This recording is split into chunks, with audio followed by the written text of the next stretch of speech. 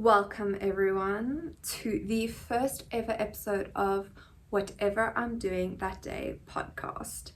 Now, if you're just listening and not watching on YouTube, I am quite happily bundled up on my sofa with a blankie. I've got my hot water bottle and a very nice thick jersey on. It is quite cold here where I live. So we are deciding to be comfortable rather than fashionable for these first couple of episodes, probably even this first season because it is winter. But yeah, we are going to be basically having an open and honest chat today about my life. I'm going to be telling you my life story it's probably going to be a part 1 and a part 2, but I think you guys will very much get a little bit of insight into the type of person I am through this journey I'm about to take you on. So yeah, buckle up and here we go. So I was born on the 4th of March 1997. It was a Tuesday, and I was born into a family with a mum and dad who had already had 2 other daughters. My 2 older sisters were 2 and 4 at the time of my birth, and by the photos that I have seen, it seems like they were quite happy to be welcoming a new little sister into their lives. So I came into this immediate family, and then on my mum's side I had my aunt and soon-to-be uncle. They were getting married quite soon, actually, after my birth, and my grandparents and great-grandparents. That was my mom's side of the family. My dad's side of the family, he had 2 brothers, one older, one younger. He was a middle child, and both of them have had children. So I've got 2 cousins on that side of the family. So I was born into quite a large family unit. Oh, and I had my I had my dad's mum and my dad's dad. Unfortunately, I do not know much about my dad's dad due to the fact that he passed away when I was around 2. So that I didn't have both sets of grandparents for a lot of my life. But anyways, the story progresses. Growing up, I was told I was a very happy child. I was laughing and having fun like all children should. But to be honest, and this is the whole point of this podcast, is to have these open, honest, quite blunt, and maybe even a little bit saddening stories.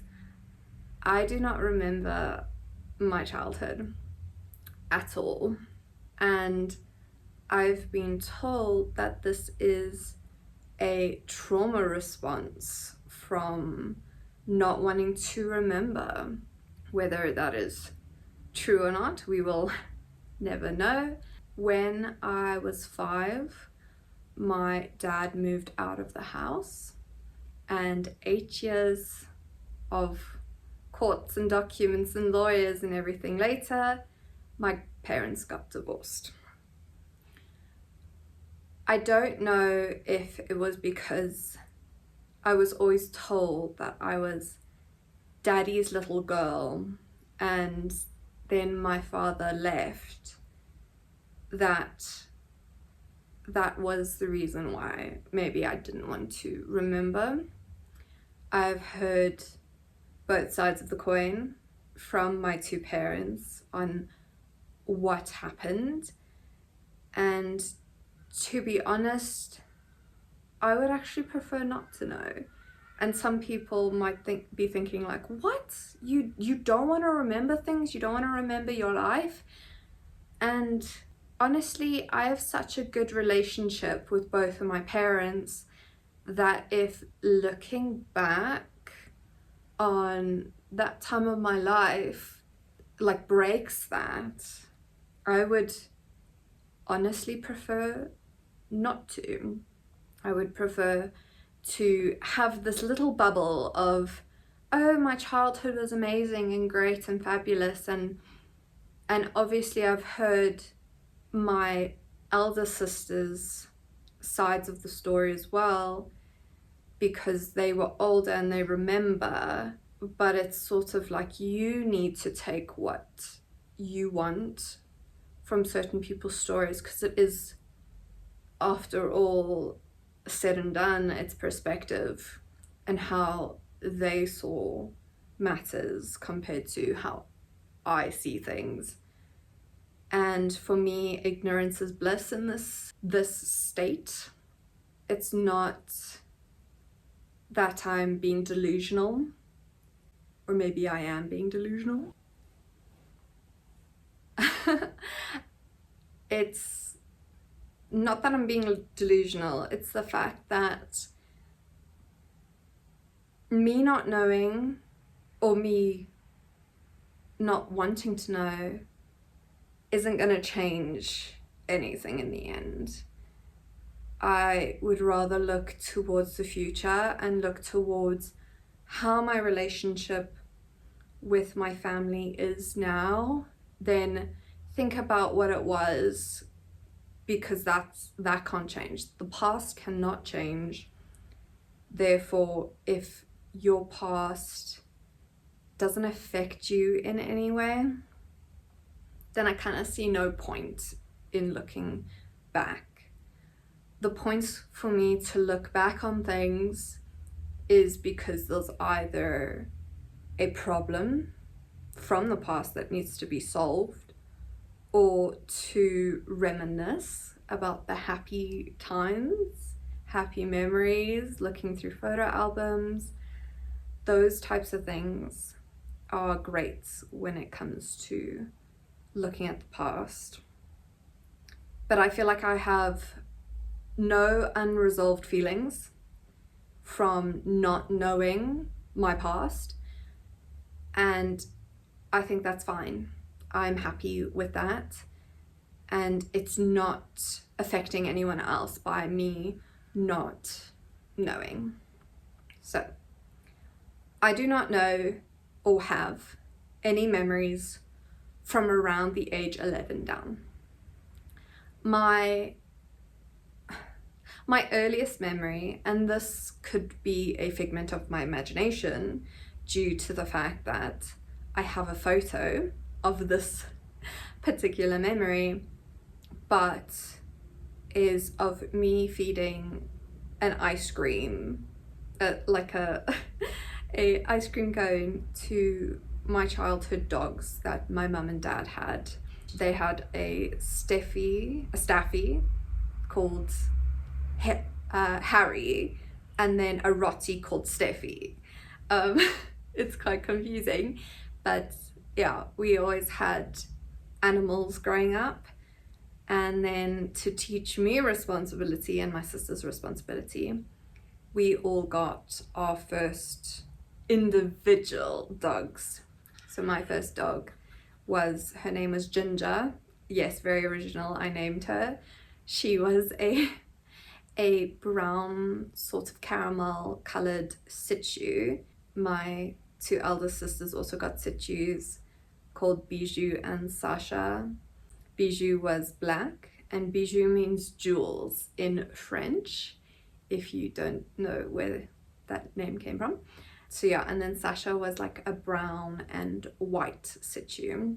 So we each had our own individually colored dogs, with us naming them all. And I had Ginger up until my 18th birthday.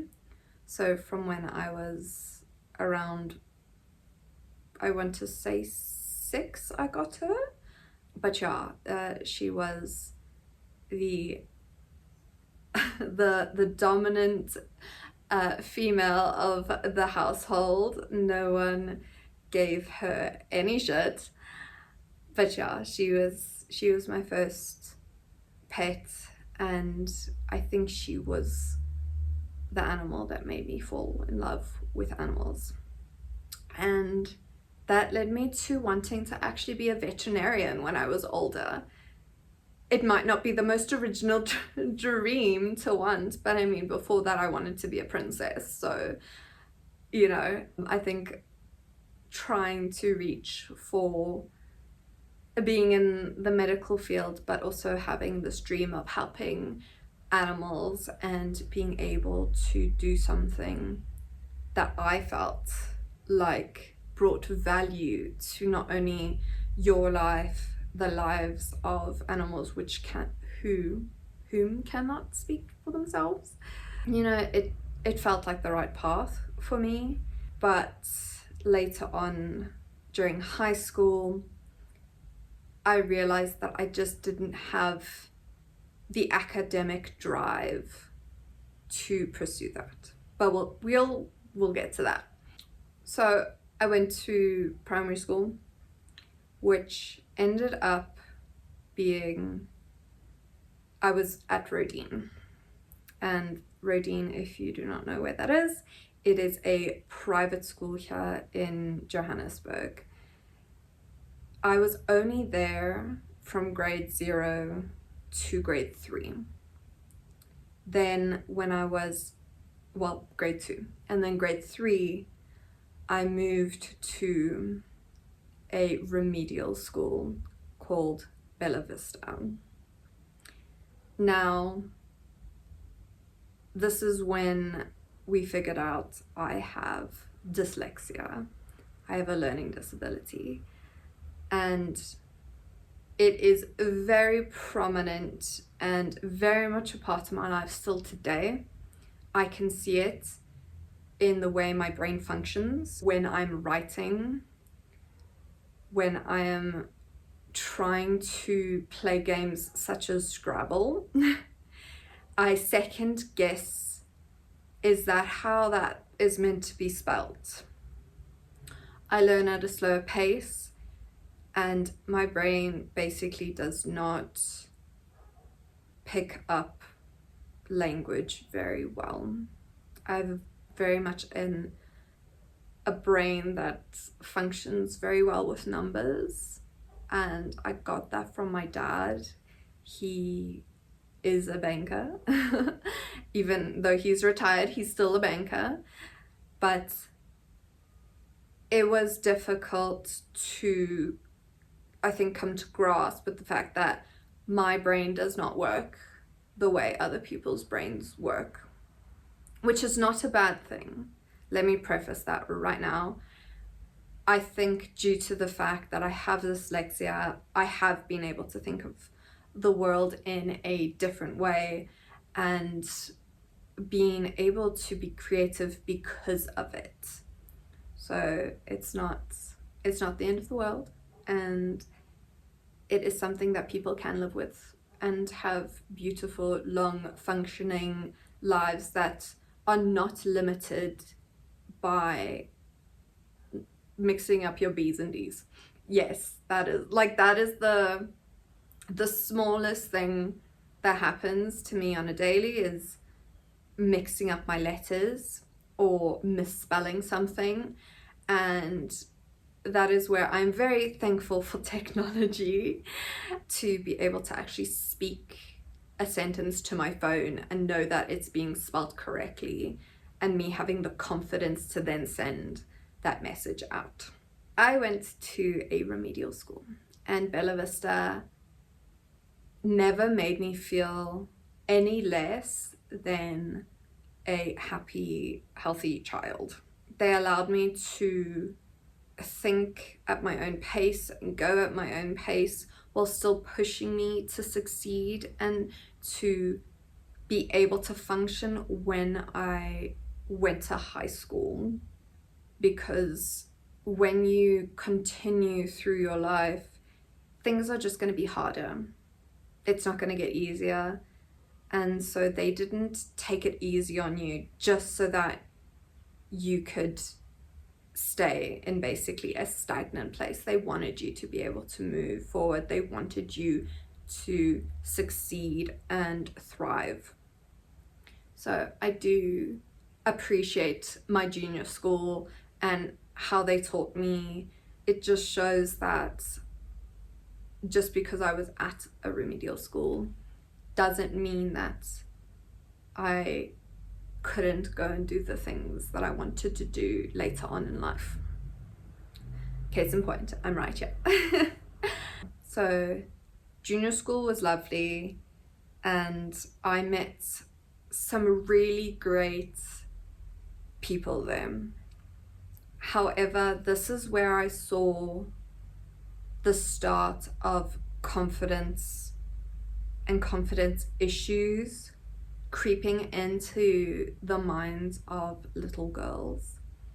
And we were in very small classes. I want to say there were 15 kids in a class, and then there were 2 classes per grade, so there was around 30 of us. But there were 8 girls out of the 30 kids, and for some reason we were kind of split, which made no sense to me since there were literally 8 of us. But some of the girls felt like we were split into popular girls and not popular girls. And I didn't understand this because I thought we were all friends and I thought we were all getting along. But the thing is, I was in a co-ed school where I got along better with the boys. I have always just gotten along better with males. From that young age, I could see it. I didn't like the drama that girls could sometimes bring, and I just, yeah, I wanted to have fun and not take life too seriously, and the guys seemed to be getting that right. I would play soccer with them. We would play this game called 4 square, and then it ended up being 6 square. I don't think we ever made it to 8 square, but anyways, I was really good at baseball. I would sometimes beat the guys in the athletics records, but they couldn't actually record those as a record over the guys. So there was always girl records and guy records, which I felt was unfair, but I do understand why. But yeah, it just seemed like I just chilled with the guys more and I got along with them better. But that doesn't mean I didn't have my girlfriends, and that doesn't mean that I didn't have sleepovers and girls' nights. And for me, seeing or hearing this, that there was 4 of us who were seemed to be popular, and then 4 of them that seemed to not be popular, just, it didn't compute in my head. So we ended up, and I don't know if this ever happened again in the school's history, but we ended up going to therapy once a week. I think it was on a Wednesday, if I'm not mistaken. And we were chatting about how everyone felt. And it made no sense to me why we had to be here. But I understood that just because my feelings were like that didn't mean that the other girls' feelings were like that. And so taking into account other people's feelings was quite important. It was a matter that needed to be addressed, I guess. We ended up, and this was just in grade 7, 6 and 7. I don't think it was the whole time I was there, if I'm not mistaken. We ended up not being long-term friends in the end. I'm not friends with any of the girls I was friends with in junior school. All the guys, I do follow a couple of my guy friends on social media, but I think that just shows life and how you mature and progress as a person, the people you think are your best friends forever in junior school are not necessarily going to be your friends later on in your adult life, which is fine, because if people aren't growing with you, then they're not meant to be there. But during that time, there was family struggles that also impacted, I think, how my mindset was. And the story I would like to tell isn't mine to tell.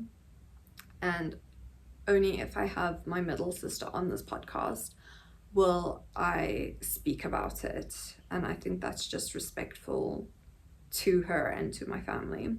When I turned 11, which for the life of me, I can't think about what grade that was in now, I got a baby sister from my dad. It was a little bit of a struggle for me at that age, even though I love her to bits and pieces now, and I wouldn't have had it any other way having this baby sister. At the age of 11, I had a little bit of a breakdown due to the fact that I was no longer daddy's little girl. And I held that title quite proudly, and then it was taken away from me. And so me not being mature enough and not understanding that this was actually a very good thing, it kind of made me break down a little bit. And then when I would see my dad with my new baby sister, I didn't want to be around my father. Not because I didn't want to see him, but because I didn't want to see him having another little girl around, which is very selfish of me. But when you're that age, you don't know any better. And like I said, I love my baby sister very much.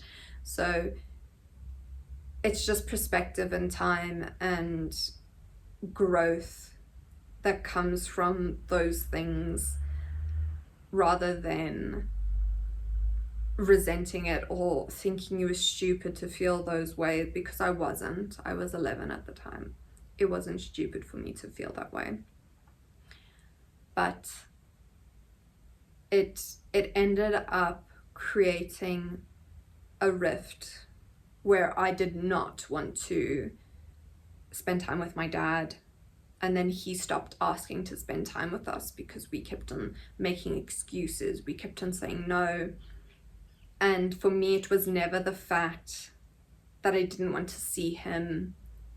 It was the fact that I didn't want to be around and not have the attention that I needed at that time. So my relationship with my father did unfortunately shrink. And only as I got older and only as technology, I guess you could say, got better, and I was able to see him more and be around him just by myself and go visit, it started to almost repair itself. And nowadays I visit my dad at least once a week. I bring him treats generally. So going from that to going to where we are now, it just shows that sometimes all it takes is time to heal things. That's how life is. You're gonna go through these ups and downs. When I left Bella Vista to go into high school, I wanted to go to this high school called Kingsmead College. I wanted to go there because firstly I wanted to go to an all-girls school.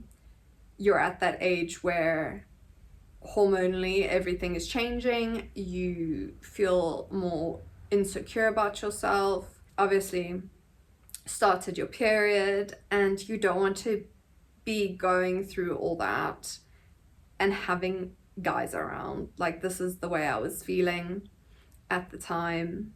Two of the girls that were in my junior school, including my best friend at the time, they were going there, and I wanted to go follow along, basically. So there were two reasons why, but also I went, when you leave junior school to high school, you generally go on tours of the facilities, and the vibe was just right. Like, it felt like that's where I needed to be at the time. I told my mum this. I was like, this is the high school I want to go to. She said no. And the thing is, I don't hold this against her. I know she was doing this for her own sanity and her own stress levels, and thinking that this was best for the family. I ended up going to St. Peter's College, which was where my two older sisters were at the time. And mum just didn't want to have to go through the stress of taking 3 different children to different schools in different directions, and then obviously all the sports and the cultural activities afterwards. I understand that she needed this. However, while I was in it, I was very upset. That year at St. Peter's, I did meet some really nice people. My best guy friend at the time, he moved from Bella Vista to St. Peter's, so it's not like I went there not knowing anyone. My sisters were there if I did need help or feel like I needed support. But it just, that this is not where I wanted to be. It didn't feel right. And then there was an incident with a teacher. We were having a substitute teacher the last 2 or 3 months of school of that year of grade 8. I thought I had left my homework at home. Now, this was a substitute teacher. It wasn't my actual English teacher. She was like, oh, okay, well, that's really silly of you to have left it at home, but I guess whatever. But then I kept on looking through my bag, and I eventually did find it. And then when I took it out, she was like, oh, like, that was really stupid of you to have, like, said that you didn't have it when you did. And obviously this was in front of the whole class, and telling a child who comes from a remedial school that they are stupid, it is a complex. I'm not going to lie. You're not coming from a place of confidence where everyone else is coming from, maybe a school where they didn't have these issues. And so I literally packed up my things and I stormed out of class and went to the library. Now, could I have handled that better? Maybe. Was it something that was spoken about around the whole school? Yes, it was. I obviously didn't say anything to the teacher, but my head of my grade came to me later and said to me that, listen, we're literally 2 weeks away from exams. Can we just not make a thing out of it? She is a sub, she's not going to be here. And now I was like, okay, whatever, like, I nodded. And so that is the core memory that sort of stands out from that year of me being at St. Peter's. The fact that it didn't seem like that's where I belonged, and that sort of incident kind of proved it. The next year, I did manage to go to where I was. I managed to get to Kingsmead. But there was a problem with that as well. When you get to grade 8, you go on camp to find your friend groups, to make connections. You go into the sports you want and find the positions you want on the teams. And so it just felt like the minute I got there in grade 9, even though I was joining my best friend at the time, or who I thought was my best friend at the time, it wasn't easy. It really wasn't. So while I was in grade 8, my best friend, she was in Kingsmead, I was in St. Peter's. She kept on saying, oh no, I really want you to be here, or I should just come to you, and basically saying how horrible the school was, and she wants to move to St. Peter's. When I told her that I was coming to Kingsmead, her attitude 180'd immediately, and it ended up coming out that she was actually telling all the other girls in my grade that I was such a bitch and no one should be friends with me, and yeah, no one should talk to me. So that was great, knowing that the person who was apparently your best friend was busy bad-mouthing you to everyone else. So in grade 9, I didn't have any friends in my grade. I had basically like 2 friends in the higher grade because I couldn't make friends in my own grade. I would actually go and sit in the classroom of whatever lesson I had next when it came to break. So I would go eat lunch in English if that was my next lesson after break. And this happened, I want to say, for the whole of the first term of grade 9. I eventually did make friends. And I made friends through a means that still makes me very happy today, and that's food. Now, you might be thinking, really, food? Yeah, food. I would go with my mum to Cresta after school and buy these like slabs of fudge from this place called the Fudge Factory. They're no longer there now. That is very upsetting. I would take them to school and I would approach a group of girls and like offer them. I'd be like, do you want to share this with me? And eventually they became my group of friends that I had in high school. I think where I found my love of cooking, I would go through recipe books and cook things and bring it. I would see almost the joy and happiness that sort of brought. And so then it became almost like a ritual every week where I would make a shopping list for my mum and I would make dinner once a week in my household. Because back then you would sit at the dinner table and have conversations about your day instead of being on your phone. And I feel like that's something that every family and every household should actually have, a no phone policy, because that's the time of day you have dedicated to talking to each other.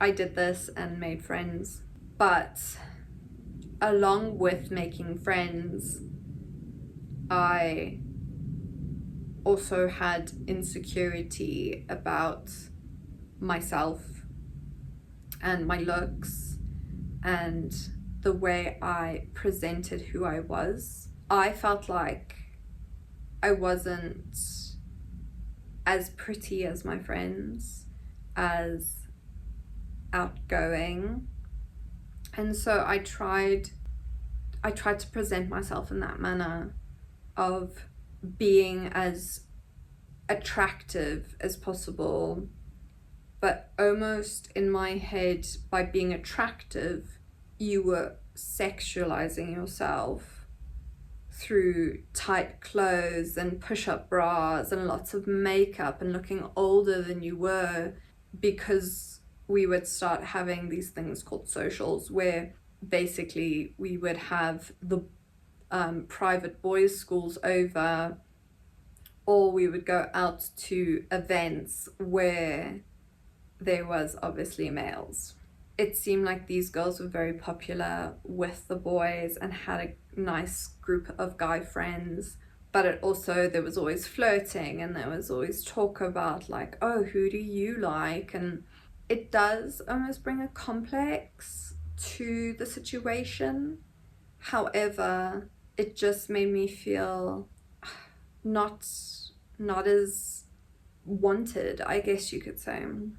I think wanted is the right word, by my male counterparts. These girls were having boyfriends and going out on dates, and we'd have parties and these boys would be there. And even though they became my friends to an extent, I wouldn't say they were properly my friends. It did make me feel like I needed to be something that I wasn't. I was, even though I was in junior school with these boys, the minute you get to high school, I feel like the meaning of boys changes, and having a guy friend is like, oh, you mean a boyfriend? And then you can't have just guy friends. Or people would ask you, oh, is he your boyfriend? And it's like, no, I'm just he's just my guy friend. But then they look at you like, oh, okay, well, that's not possible. So I find the dynamic between the two genders kind of just shifted in a way you don't realize at the time. It's not that it was bad or that it was good. It just was the way it was. You do mature as you get older, and you do learn more as you get older. But it felt like there was pressure there from this imaginary source or the universe or something. There was pressure from something, and if it was internal pressure that I was putting on myself versus this invisible pressure from society or from what I was seeing around me and what I was interpreting, I guess I will never know or fully understand. That is how it was. I met my then best friend middle of grade 9 who is my best friend still to this day. We've had a friendship of nearly 12 years? Yes? 13 years. 12 or 13 years. And the fact that by me going to that high school made me have this lifelong friend I still can tell anything to, I can go to for anything. And we have two very different lives. She's married. She lives far, far away from me. Why does that happen? Why does your best friend always have to live miles and kilometers away from you, all the way across the country? But I think that's the best thing that came out of me going to Kingsmead personally. I had this person. Now, she will be coming on the podcast. She was it. She was my whole high school experience of what I positively took from high school, because I was going through other things at home that it was a struggle for the next 3 years of my life. Obviously things change so rapidly. Up until grade 11, my mum was dating and she would be gone quite a bit, and I know she doesn't see it that way, which is fine, because we all see and have different perspectives on situations. But I feel like by her basically not being there, we started having strain in our relationship, and I stopped telling her things. And the reason why I'm telling you this is because when you don't have someone to go to when things take a 180, when they flip off their axis and you don't know what to do because you feel like you can't go to your parent anymore, you start struggling internally and you start to resent who you are.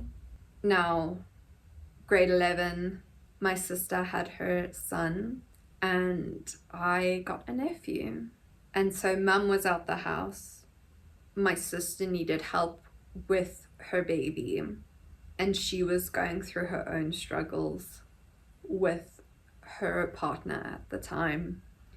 And so I would sit on the bed with my nephew and read him Harry Potter. This is what I would do for my nephew. So this whole part of my life was a little bit of turmoil.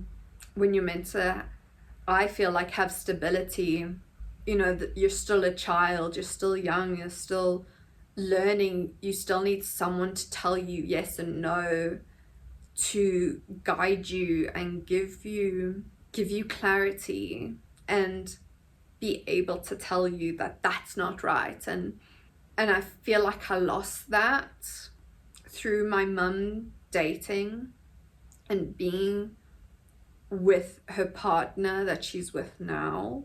It felt like I didn't have a proper family unit. My middle sister was living with my dad. My mum was gone a lot of the time. She was still being a brilliant mum and fetching and carrying and cooking, but it just felt like she wasn't present even though she was there. And then with turmoil in the house due to my sister's relationship with her partner who was living with us, I just felt like I didn't have a comfort zone anymore. My bedroom was basically my safe space. I lived upstairs in the only bedroom upstairs, and that was my little sanctuary. I had my Yorkie at the time and a cat, Mousy, so they were my sanctuary. But then in grade 12, well, it all just kind of went downhill when I was sexually assaulted. And unfortunately, that's the reality of the world we live in.